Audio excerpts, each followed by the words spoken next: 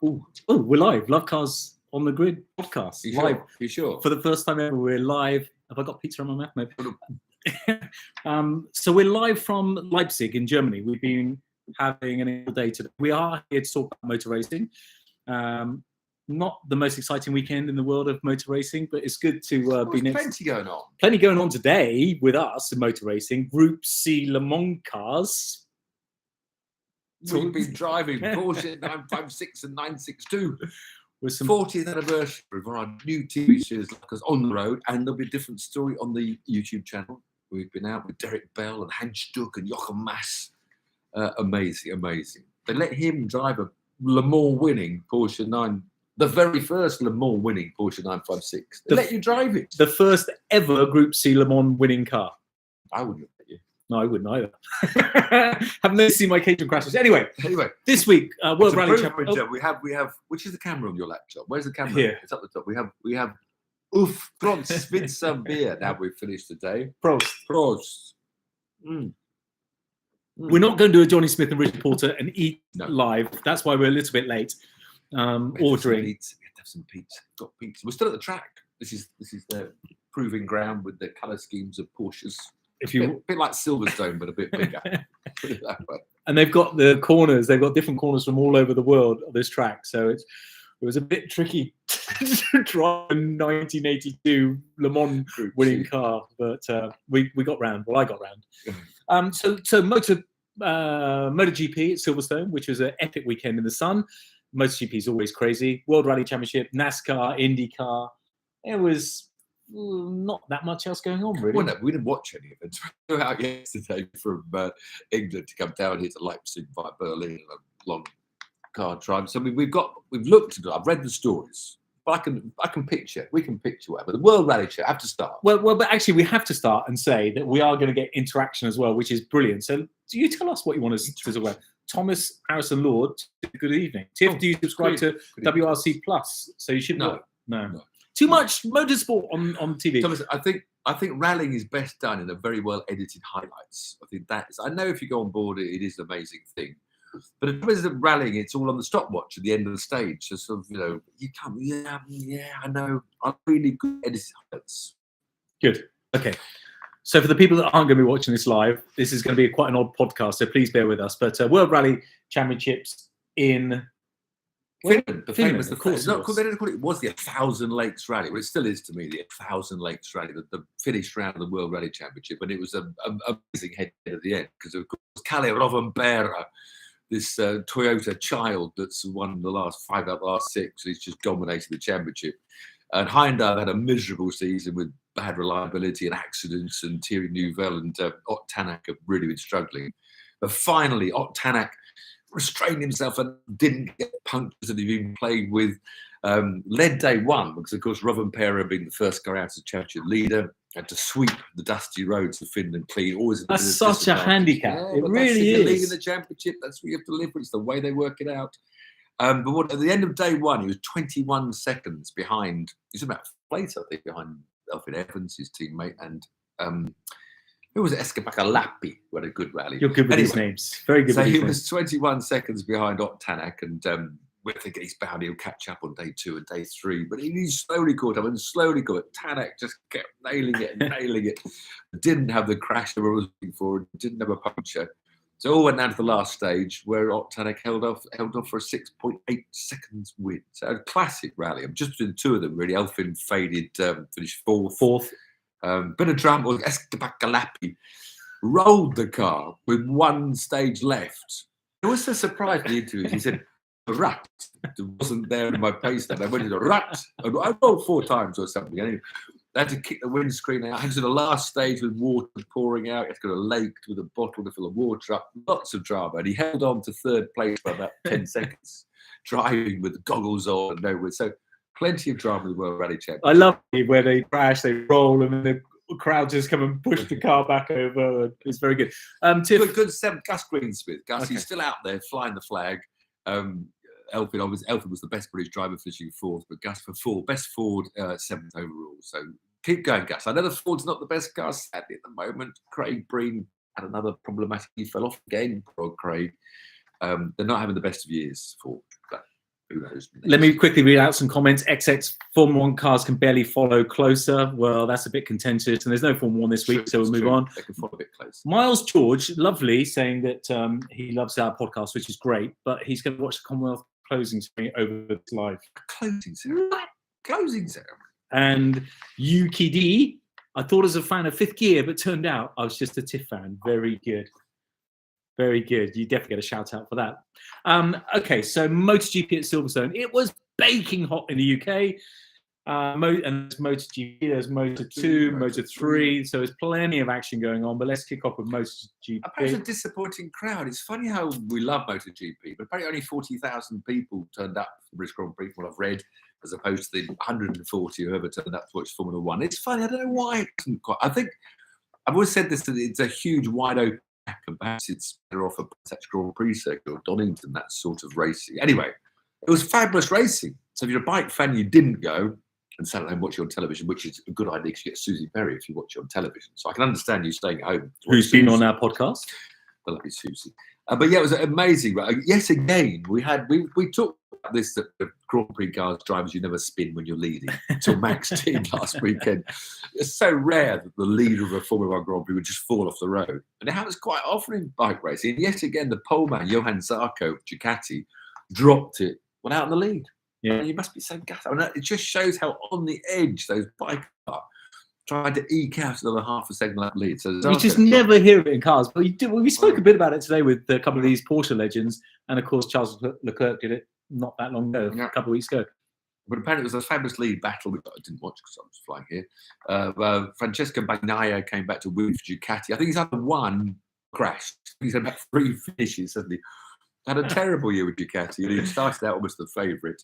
And he won at Silverstone. And he was, 0.4 of a second ahead of Maverick Vinales in the Aprilia. With Jack Miller, 0.6 behind. So the top 3 were covered by second. Yeah, less than a second, yeah. Sounds like you should have been there if you're a MotoGP fan.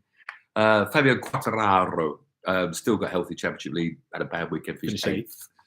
So that was the MotoGP, which of course we don't have British riders. No British riders, we need them coming up. But Jake Dixon, Sam Lowe, Sam. We had 2 Moto2 riders. Sam crashed out in qualifying or free practice, I'm not sure, Friday or Saturday, injured his shoulder and couldn't start. So we had 1 Brit in Moto2. And Jake did us proud. He was only, when he qualified 6th. But finished 3rd again. Moto2 it was really tight. Yeah, what was it? The 0.6 behind.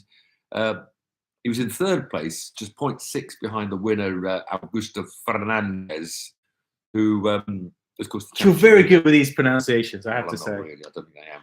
So sounds like Moto2 was fantastic, and we had a Brit on the podium. Sadly, no Brit on the podium Moto3. Old Pedro Costa, we always look out for him. Still not back after injury, breaking his leg. Yeah, training on an off-road bike, which people seem to do in this one. He wasn't really pushing for the championship as we all thought he was going to. No. Anyway, so but he just started winning. Yeah, he did. Great You're talent right. that we'd waited. What's happened to Acosta? And finally, he was leading at Le Mans, then dropped it in the lead, and then he won the next round, wherever it was, and then he was Sachsenring. I think he finished 2nd, but now he's broken his leg. Moto3, of course, where we got 3 British riders. But John McPhee qualified 10th, finished 7th, which is good. But I'm only seeing. I've got to read this because I make my notes. So the Moto3 was won by Dennis Foggia. And the next 8 bikes across the line were covered by, what was it, 1 second covered 8 bikes. Well, that was my research. So I think that's correct. Yeah. I think it's correct. Oh, it's yours, wasn't it? So if it's not correct, I'll take that one on the chin. And that answers Thomas Harrison Lord's question. Where are your preferred sources for motor news reports? Motorsport News usually has the results. They're very good. Motorsport Live is obviously TSL. TSL timekeeping is amazing. They don't the bike so much, do they? No. I don't think so. No, they don't cast. But no, because John McPhee finished 7th, so he was amongst that pack of 8 within a second of winning the race. I mean, that's how close Moto3. The other thing about Moto, which is becoming a bit of a problem, so we've got these 2 English lads, McPhee, of course, the Scottish boy, Scott Ogden and Josh Wakely, who are sponsored by this new British team to get some Brits, which we need at the lower levels. And Scott in particular has really been showing a lot of form. He's been into the top 15, but in qualifying, they get these little packs because it's so important, the slipstream. Yeah. And apparently Scott just happened to be in the wrong pack that got upset by another pack. It's all the fastest laps from the last lap. And it's weird. So Scott Why are they always on qualified. the last lap? Lower fuel? I don't know why, but they build up, and they slipstreaming back. So Scott's in the wrong pack. He qualified 24th, which is one of his worst qualifyings for a long time, but came through to finish 12th, and he was just 2 seconds behind the lead. So whereas McPhee was in the first pack, there was a little half a second gap, but another pack came through. With Scott a really good 12th place. That was a fantastic round. Josh, again, he was a bit ill apparently this weekend, qualified 26th and finished 21st. But it sounds like it was a... Well, funny enough, when I went to Silverstone last year, I was expecting to see this sort of racing. And I don't know what happened last year. We had the most processional bike racing. I said, Silverstone doesn't shoot bikes. And even the Moto3 was just all strung out. And yet this weekend sounded like absolutely classic Moto3 racing. So congratulations to all those. And John, anyway, 7th, he would have wanted better, but we might get disturbed now from a motor racing legend. Oh, come and join our podcast, Terry. Come round behind us. Right. Why don't you say hello? Come and say hello. I'll say hello. Yeah. Come round. Derek's still out on track. We finished. So we finised. We were on the beer. Right, He's cheers. just They're on the beer, and I went to get a beer, and they're taking the beer. come and say, leave your head down and just give him a blow. So Just to the- needs no introduction. 5-time Le Mans winner. Where else you won? All over the world. Don't worry. Kona. Yeah. That's enough. You can go now. And he That gave was me it. some tips today for driving his Le Mans winning Group C Porsche. And it didn't help. I was still crap. However, he has a sleeve on his new overalls. Look at that. I love these overalls. I love them. Oh, I've had 1 third place at Le Mans. But you Wins. could just have a third on there. Like Can I have that? Can you make these overalls with 1990 third place? Beat DB. Yeah. Well, I'm going to get 1990 Derek 2022. Bell 4th place. That's Thank you, right. reminding me. That's right. I'll go now, but I go won't. Yeah, okay. Goodbye. I hope you enjoy this too. If you get bored, let us know. We'll get our own channel. So let's go to Indycar. Nashville, Tennessee. It's an amazing street course. So if you haven't seen it on television, it's the most bizarre street course with the most ridiculous fiddly-diddly 4 turns to that first gear between concrete wall, apex, wall to wall, with single file. There's huge blasts over a wonderful river bridge, over whatever river. So you live in America. What's the river in Nashville? I don't know. He just No doubt. So- So anyway, it was apparently chaotic. It was absolutely chaotic. I don't think any car finished without hitting the wall or hitting another competitor. And Grosjean was upset loads of people by hitting 2 people, then being hit and complaining that he was hit after he'd hit. He always does all that. He always kicking does. off. Yeah, Roman was loved when he first arrived at IndyCar, but he's beginning to upset a few people with his complaints. And then, however, through it all, it was an amazing win actually. Scott Dixon was one of the ones that got damaged. His floor quite badly.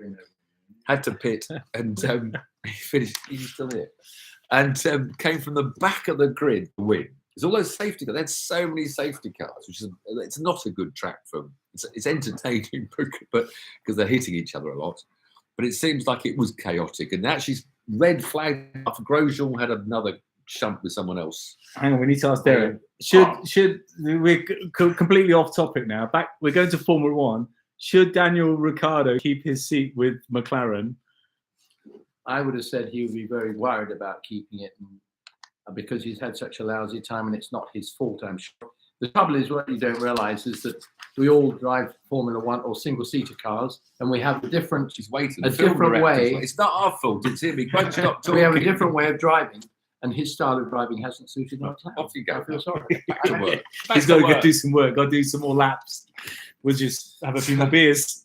IndyCar. Anyway, at the end of this chaotic race, when Scott Dixon slowly worked his way back from last on the grid, making very clever use of safety cars periods, which his team are very famous for doing. And after another shunt, I'm just shutting our door now, noisy here. After another crash that involved Grosjean, I think Grosjean got stuffed into the wall by, I don't know who it was by, one of the people that he'd already upset earlier. Anyway, they red flagged the race. Think back last year to another race that should have been red flagged, perhaps, to allow a sprint to the finish. Think back to another race. Anyway, Dixon restarted with He was right behind him. Scott McLaughlin, who was actually on pole position. But Scott couldn't get past him, and he ran the last 2 laps out to win the race in Nashville. And it's getting very exciting, the points, because he won that race, Scott did, to break Andretti's number of IndyCar race wins. So he's now the winningest driver, Scott Dixon. And he's now very much close to Will Power, the championship leader. So he wants to equal AJ Foyt's all-time 7 championships. So IndyCar is getting... There's 5 drivers still in with a big chance to win the championship. We've got Will Power out front, chased now by Scott Dixon. Then there's Marcus Ericsson, who got taken out, I think, by Grosjean. I think he was Grosjean's victim. And then Joseph Newgarden and also Alex Palau, who might be driving for McLaren IndyCar, might be driving McLaren Formula One, might be driving McLaren Formula E, or might be still back where he was in the first place at Ganassi, where he's still racing. Who knows? Who knows? But it's quite interesting to get Derek's opinion. He's very diplomatic with his Daniel Ricciardo, because we've been saying for a long time. We haven't mentioned the Formula One gossip of the week. But normally we lead with Formula One. We got excited. Of course. McLaren, we've signed Piastri. Oscar Piastri. After the massive debacle about... And then it was copying America, completely copying America. Was Ganassi said we're keeping Palou, and then in the afternoon McLaren says we've signed Palou, and now we've got Alpine saying we've signed Piastri, and then Piastri saying we haven't signed Piastri. I was a bit disappointed because it's obviously his management team, which is Mark Webber involved, and Briatore's involved with Alonso. It's all a bit of a stitch up. I'll come with my plot. But they made Piastri tweet, "I'm not racing for Alpine." And Oscar Piastri, Alpine have spent millions of pounds. They've had him testing on Formula One car. And the lack of loyalty, to me, it's depressing. The rumour is that his contract ended on July the 31st. And I've got this big whole fiasco idea that it was all stitched, because Alonso was saying to Alpine, I'm staying. And then all of a sudden, he said, I'm going. And the next day, Piastri said, I'm gone, because they timed Alonso's move with the Briatore, and Webber was a Briatore man. I think they're all involved, because they knew that this is the whole. I'm making half of this up. But Piastri's contract ran out on July the 31st. Knew that, so they held the Alonso announcement with Alonso saying, "No, I'm staying with you. I'm staying with you." And then boom, and then the next day, boom. Before they check, I think that's the time of how it happened. What do you guys think? I mean, I'm with you on the loyalty thing, but Terrible. then why not give yourself the best possible opportunity? If you could sign with McLaren over, is an Alpine that much better? Is a McLaren that much better? than Alpine? I think McLaren are going to go from strength to strength. They've really got their bit between the teeth. They're pushing it hard. But it was a funny old situation. But the trouble is, it'll put off. The Red Bull have an academy, Renault have an academy, Mercedes have academies. It's going to put off manufacturers signing and helping Formula 3 drivers and Formula 2 drivers with their budgets, which is what they do, if they're going to get shot in the foot for lack of loyalty. Completely stitched up. Okay, maybe they should have checked their contracts. Maybe Alpine, or maybe when it goes to the court of arbitration, will all be proved wrong, and Piastri will be an Alpine, whether he likes it or not. So, which is before we go on to NASCAR, for those of you that are listening. Back to IndyCar, just to end the IndyCar championship points. Jack Harvey finally had a good race and finished 10th. He's had a miserable year this year. That's so not a good race. It was for him. He hasn't been in the top 10 all season, I don't think.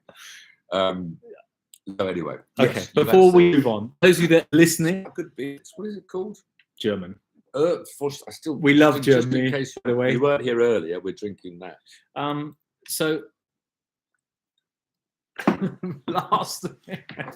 So, if you're listening, that was Derek Bell, by the way, who came in and said a few words, and XX has just asked, what's the possibility of Saudi LIV Golf thing coming to Formula 1 where they all drive the same car? No, that's like they did that with that what was that series they did? I'm actually liking the Aston Martin team to an LIV team because they've got Saudi money. And they're paying the best. They've got Bahrain money. That's Saudi. Yeah. Because they've invested. Aston Martin. Saudi have bought half of Aston Martin. Bahrain was McLaren. So, so they've got the Saudi money. They're buying the best well, not ex-champions. He's still quick, Alonso, but sad. I'd like to see him move. What So was I'd the like, I series want they all did? these drivers to move on. The thought of Webber back to Alpine. I mean, I know he's still loved. I love Webber. People, when I tweet, please, can we see, him move out, Ricardo move out. Let's get a young driver driving for Alpine. Oh, but Ricardo's still the best driver. I agree. But he would go and race at Indy. They would love him. He could win races. GP1. GP1. Thank you, Where did that come from? Manny. He could go to Le Mans, could race there. So your fans that love Ricardo like I do could see him on the Le Mans podium with his champagne shoe pouring it. I'd love that. He's had 12 years in He's an Formula 1. amazing character. We say that all the He's time. earned millions of pounds out of being a Formula 1 driver. And there's this huge talent. We're going to get the chance if we block these seats for these veterans. Even though I agree they're still amongst the best drivers in the world, Alonso, Ricardo. But they've had their go. They've had their millions. So many kids that want to be a Grand Prix driver, and it's putting them off. So many revolutions just said that it was GP1 where they had each country had exactly the same car. You remember that? Oh series? yes. And that didn't. GP1. That's not quite. It wasn't GP1, was it? That was a brilliant series. Hulkenberg was a star of that. What was it called? What was It wasn't called? GP1. Wasn't GP1. It wasn't. What was it There was called? the Nigel Mansell old man's Formula 1. No, it wasn't that. It was something else. Each country had a. Oh, come on.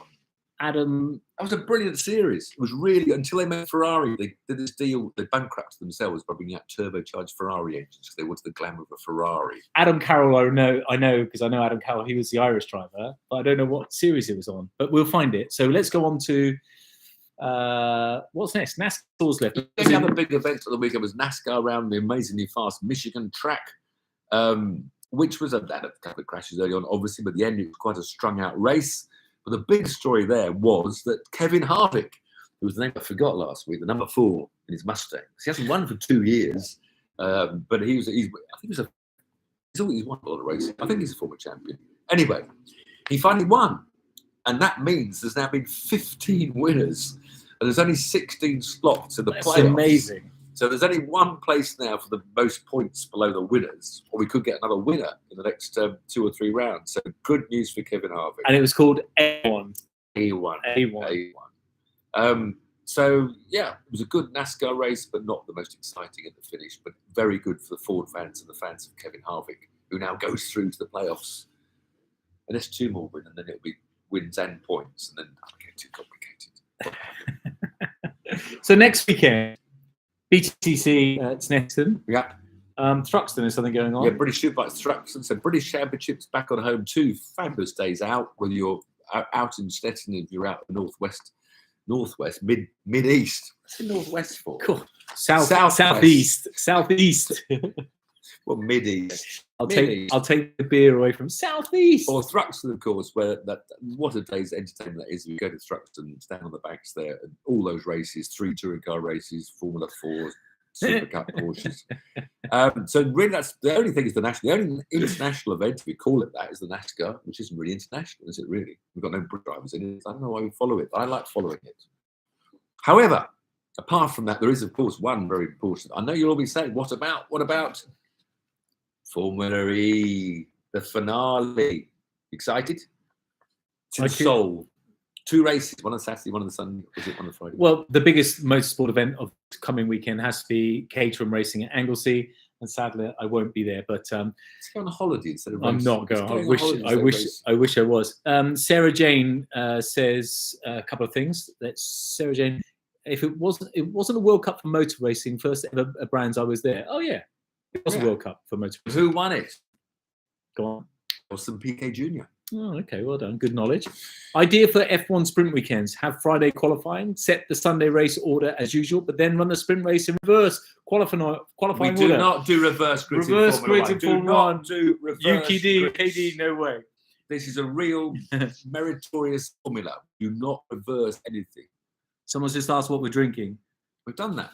German beer. We're in Germany. Shares yet? Did you do a deal? No. British Superbikes. Sponsorship. Anyone to sponsor this YouTube rubbish we talk about? Because it can do with it.